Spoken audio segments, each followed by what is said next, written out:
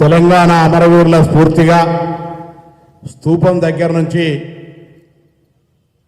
కొన్ని అంశాలు తెలంగాణ రాష్ట్ర సమాజానికి చెప్పాలనేటువంటి నిన్న అంతకుముందు ఆర్ఎస్ ప్రవీణ్ కుమార్ గారు, మాజీ మంత్రులు హరీష్ రావు గారు, కేటీఆర్ గారు ఈ యొక్క సాంఘిక సంక్షేమ అంటే ఎస్సీ ఎస్టీ బీసీ మైనార్టీ హాస్టళ్లకు సంబంధించినటువంటి ప్రొక్యూర్మెంట్లో అవినీతి జరిగిందని అనేక సందర్భాల్లో అనేక రకాల నెంబర్లతోటి ఆరోపణ చేసినారు.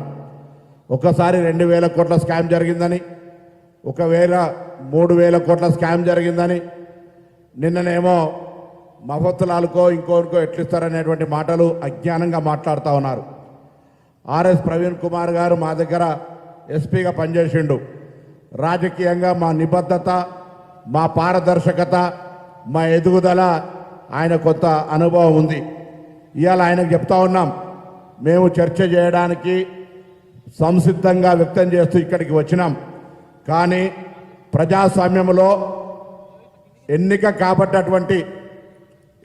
కాబట్టటువంటి శాసనసభ్యులుగా, మంత్రులుగా, మీరు కూడా ఎన్నిక కాబట్ట శాసనసభ్యులుగా, మాజీ మంత్రులుగా ఎవరు వచ్చినా ఈరోజు మీరు పెట్టినటువంటి 12 గంటల సమయంకు మేము హైదరాబాద్లో ఇండ్ల పంపిణీ కార్యక్రమాన్ని నిర్ణయించుకున్నప్పటికీ రద్దు చేసుకొని లక్ష్మణ్ కుమార్ గారు వేరే ప్రోగ్రాం నిర్ణయం చేసుకున్నప్పటికీ కూడా తప్పకుండా రావడం జరుగుతుంది.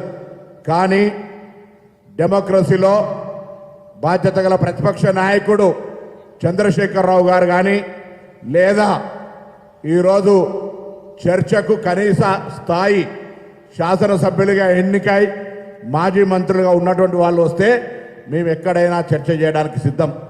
అసలు వాస్తవంగా సమాజానికి చెప్పాలి. అలా మొత్తం కొనుగోలు ప్రక్రియ ఎంత, ఆ ప్రక్రియ ఏ విధంగా జరిగిందో కూడా నేను పత్రికల వాళ్ళని కూడా దయచేసి కొంత విశ్లేషణాత్మకంగా ఈ జరుగుతున్న ఆరోపణ ప్రత్యారోపణల మధ్యలో వాస్తవాన్ని తెలంగాణ సమాజానికి చెప్పే ప్రయత్నం చేయమని నేను హృదయపూర్వకంగా విజ్ఞప్తి చేస్తా ఉన్నా.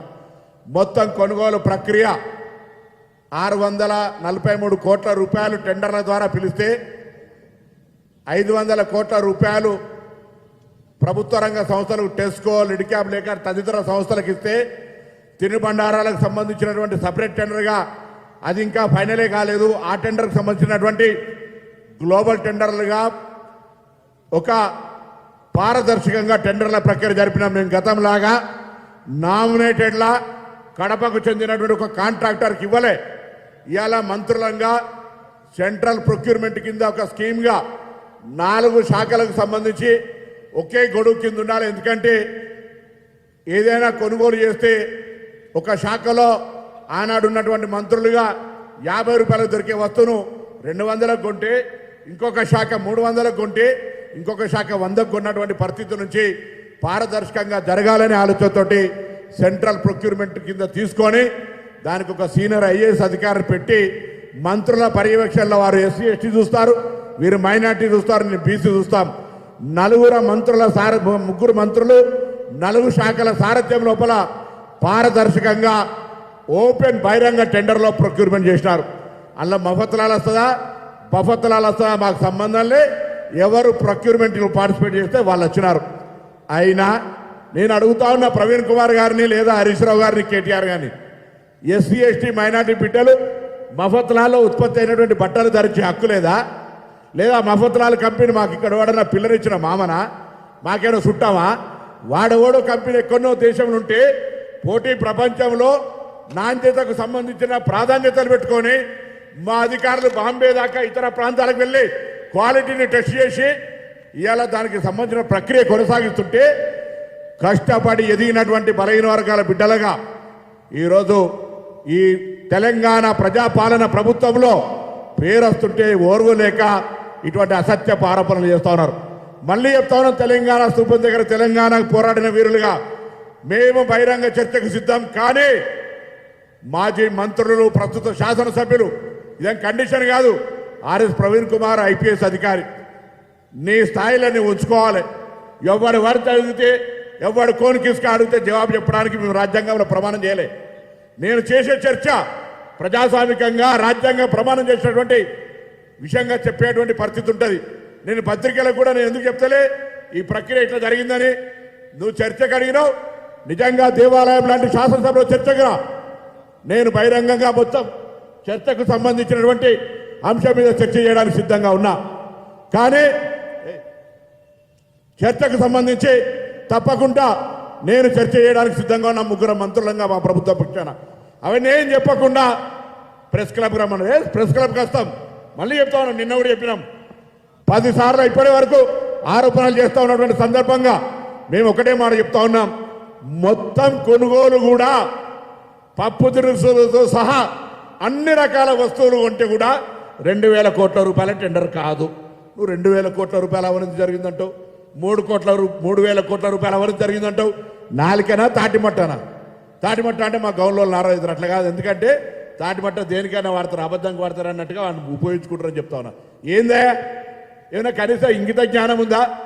అరే నువ్వు సోషల్ వెల్ఫేర్లో కొద్ది రోజులు పనిచేసిన అధికారిగా ఏం అవినీతి చేసినావు, ఎంత అవినీతి చేసినావు అన్నీ కూడా మేము ముఖ్యమంత్రి గారిని కూడా ముగ్గురు మంత్రులు లేఖ రాసి గత 10 సంవత్సరాలుగా ప్రొక్యూర్మెంటు, దాని పేమెంటు, దాని అవినీతి మీద విచారణ చేయమని సందర్భంగా డిమాండ్ చేస్తున్నాం. అదే సందర్భంలో మేము 30 నెలలుగా మా శాఖలలో ప్రొక్యూర్మెంట్ ఏమైనా జరిగితే దానికి సంబంధించి కూడా విచారణకు పర్వాలే, మాకే అభ్యంతరంలే. కానీ బట్టగాల్సి మీద వారేసి కష్టపడి యువజన కాంగ్రెస్ ఎన్ఏసీ నుంచి ఎదిగిన లక్ష్మణ్ కుమార్ గారు ఇలా పద్మశ్రీ అవార్డు గ్రహీత, ఈ దేశంలో అత్యున్నంగా ఇచ్చే పద్మశ్రీ అవార్డు గ్రహీత, భారత కెప్టెన్, ఇటీవలనే మంత్రిగా తీసుకున్నటువంటి అజరుద్దీన్ గారిని విద్యార్థి రాజకీయాల నుంచి నేను చెప్తాను. అందుకే ప్రవీణ్ కుమార్ మా దగ్గర ఎస్పీ పనిచేసినప్పుడు మా నిబద్ధత తెలుసు, మా పోరాటం తెలుసు. వట్టిగానే గెలికి ముచ్చుకొని అనవసరంగా ఇబ్బంది పడద్దని చెప్తా ఉన్నా. కేటీఆర్ గారు కూడా మా శాసనసభ్యుడు, మీకు కూడా తెలుసు సోదరా, అనవసరంగా ఎవడు ఏదో సమాచారం ఇస్తే గతంలో 10 ఏళ్ళు చేసిన కాంట్రాక్టరు ఆ నోటికాడి కూడు వేయిందని, అక్రమ సంపాదన వేయిందని తప్పుడు సమాచారం చేయవలసింది మాట్లాడకండి. మీరు విచారణ తెలుసుకోండి, లేదా బహిరంగంగా తాడు బొంగురం లేని మీ ప్రవీణ్ కుమార్ చెప్పండి. మేము ఏమైనా చేసినామో ఆ పేపర్లు బయట పెట్టమనండి. నేను నా దగ్గర పేపర్లు మొత్తం రికార్డు తీసుకొచ్చినాం. కానీ ప్రెస్ ముందట్టునో లేదా తాడు బొంగురం లేని వాళ్ళ ముంగడం చెప్పం. అయితే శాసనసభకు ప్రాతినిధ్యం వహిస్తున్న ఎమ్మెల్యేలుగా, మాజీ మంత్రులుగా ఒక చట్టసభల పట్ల గౌరవం ఉంటుంది. వాళ్ళ ముందర చర్చ చేయడానికి సిద్ధం, లేదా చట్టసభలో చర్చ చేస్తా ఉన్నాం. ఆ దానికి సిద్ధమైతే మేము సిద్ధం. మేము ఎక్కడా ఓడ పెడతా ఉన్నాడు ఏదో మేము తప్పించుకొని, అరే ఇది జంక్షన్, తెలంగాణ స్ఫూర్తికి జంక్షన్ ఇది. మేము రెడీగా ఉన్నాం. మేము మా పార్టీ కార్యాలయంలో కూర్చొని రమ్మంటారు, లేదా కాంగ్రెస్ లెజిస్లేటర్ పార్టీ కార్యాలయంలో కూర్చోలే. This is the public place. మేము ప్రెస్ క్లబ్ కూడా రావడానికి సిద్ధంగా ఉన్నాం. కానీ ఎవరితో పడితే ఆయనతో చర్చకు సిద్ధం లేము. ఎవరికి పడితే ఆయనకు జవాబు చెప్పడానికి రాజ్యాంగం మీద ప్రమాణం చేయలే. నాకు తెలిసిన, నాకున్న సమాచారాన్ని ఎవరితో పడితే ఆయనతో షేర్ చేసుకోవద్దని ప్రమాణం చేసిన శాసనసభ్యులతోటి, మాజీ మంత్రులుగా ఉన్నటువంటి ప్రస్తుత శాసనసభ్యులతోటి శాసనసభలో కానీ ఎక్కడైనా చర్చ చేయడానికి సిద్ధం. ఇది న్యాయమా కాదా మీరే ఆలోచన చేయండి. అదేవిధంగా నేను మరొక్కసారి కోరుతా ఉన్నా, పాత్రికేయులందరినీ ఆయన దగ్గర ఆధారాలు ఉంటే చూపెట్టమనండి, లేదా ఈ యొక్క ఆరోపణలు మొత్తం కొనుగోలుకు సంబంధించినటువంటి మొత్తం సంఖ్య నెంబర్ 2,000 కోట్ల, 5,000 కోట్ల, 10,000 కోట్ల మేము తప్పు చెప్తే ఆయన కరెక్షన్ చేసి చూపెట్టమనండి. టెండర్ ప్రక్రియలో మఫతులాలు వచ్చిందా, ఇంకో దఫతులాలు వచ్చిందా, నాకేం సంబంధం? నేను గత దాకా చూస్తామా? టెండర్లకు సంబంధించి అధికారులకు సంబంధించి పారదర్శకంగా ఉందా లేదా అనేది నాకు ముఖ్యం. టెండర్ల ప్రక్రియ పారదర్శకంగా బరాబరుగా ఉన్నది. అయినా వీళ్ళందరూ ప్రవీణ్ కుమారో, హరీష్ రావు, కేటీఆర్ మాట్లాడుతూ ఉంటే నేను పెద్ద ఆయన చంద్రశేఖరరావు గారిని కోరుతా ఉన్నా, ఒక్కసారి వీళ్ళని అదుపులో పెట్టుకోరు, లేకపోతే మీకు చెడ్డ పేరు వస్తుంది. మీరు రావాలంటారు వీళ్ళు. ఇగో ఇటువంటి అన్ని దగులుబాజీ మాటలు మాట్లాడుతూ ఉన్నారు ఇలా. అరే మీకు కూడా తెలుసు కదా మేము ఎటువంటి విధంగా రాజకీయం ఎదిగినామో.